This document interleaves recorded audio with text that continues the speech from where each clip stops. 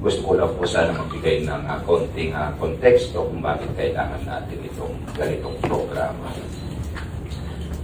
Alam naman po natin dahil sa patuloy na pagtaas ng presyo ng langis, limitado na po ang pagbabiyahe ng ating mga pampublikong sasakyan. At nagbabawas na rin po sila ng kanilang biyahe at yung mga iba hindi na rin po bumabiyahe.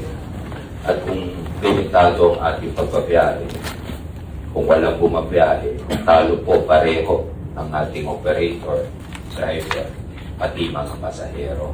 Ang servisyohan ay higit mga 1,000 transport operators nationwide. Ang programang ito po ay nationwide.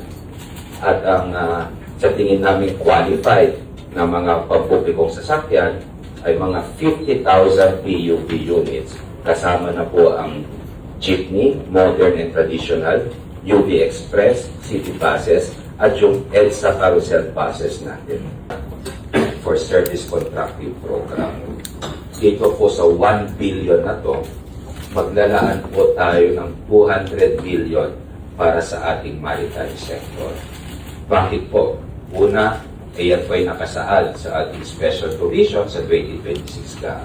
Pangalawa, at tama naman po, meron tayong mga kababayan na ang talagang main means of their transportation ay gamit yung mga sinasabi nating barko o fast truck.